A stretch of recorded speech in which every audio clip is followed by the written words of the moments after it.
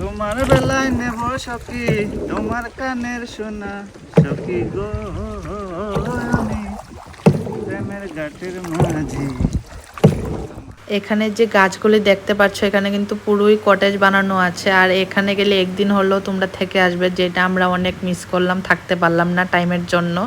আমার তো ভীষণ ইচ্ছা হচ্ছিল যে একদিন এখানে থেকে আসি। আর যেটার মধ্যে বুটিং করলাম এটা কিন্তু সুইট ওয়াটার।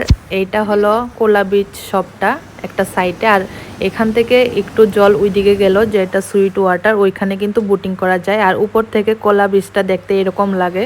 তারপর ওইখান থেকে বেরিয়ে চলে গেলাম কাবরদিরামা ফোর্টে। এটাও ছোট একটা বিচ কিন্তু সুন্দর, একদম উপর থেকে নিচে সিঁড়ি দিয়ে নামতে হয়। এখান থেকে বেরিয়ে চলে গেলাম দ্য কেভ গোয়া। এটা তো তোমরা সবাই চিনো।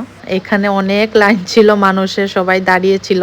তার মধ্যে আমি একটা ছোট্ট ভিডিও করে নিলাম, কারণ অনেক মানুষ দাঁড়িয়েছিলাম, পারছিলাম না করতে। আর এখানে কিন্তু সাইয়ারা মুভি শুটিংটা হয়েছিল। এই দেখো এত সুন্দর বিচ। আর নিচে নামার টাইম পেলাম না, কারণ আমাদের টাইম হয়ে গিয়েছিল। একদিনে কিন্তু আমরা অনেক জায়গা ঘুরে ফেলেছিলাম। সাউথের মধ্যে দা কেভ গোয়া।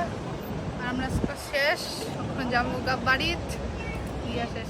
সাউথ গোয়াতে গেলে অবশ্যই তোমরা কোলা বিচে একদিন স্টে করবে। কোলা বিচে খুব সুন্দর সুন্দর বিচের মধ্যে হোটেল আছে, যেটা দেখে আমার ভীষণ মন খারাপ হচ্ছিল, ইচ্ছা হচ্ছিল আরেকদিন যদি থেকে যেতে পারতাম।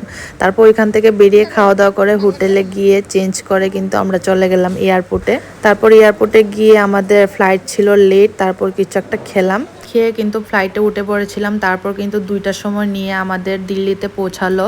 আর দিল্লির মধ্যে সারা রাত ছিলাম এয়ারপোর্টে। তারপর ওইখান থেকে আবার 7টার সময় ফ্লাইট ছিল গুয়াহাটি গিয়ে সেম ফ্লাইটে চলে গেলাম আবার আগরতলা। মানে এই দিন অবস্থা একদম খারাপ। আর আমার কানের মধ্যে অনেক প্রবলেম করছিল, কানে ব্যথা করছিল। আমি দিল্লি এয়ারপোর্ট থেকে একটা ওষুধ নিয়েছিলাম কানের জন্য, তারপরও ঠিক হয়নি। আর এইটা নিয়ে প্রায় 1 মাস আমি কষ্ট পেয়েছি কানের ব্যথায়। আর গোয়ার ভিডিও কিন্তু এটাই আমার লাস্ট। আর আমার গোয়ার ভিডিওগুলি তোমাদের কিরকম লাগলো অবশ্যই সুন্দর একটা কমেন্টে জানিয়ে যেও। আর এই ভিডিওটা এখানে শেষ করছি। সবাই ভালো থেকো, সুস্থ থেকো।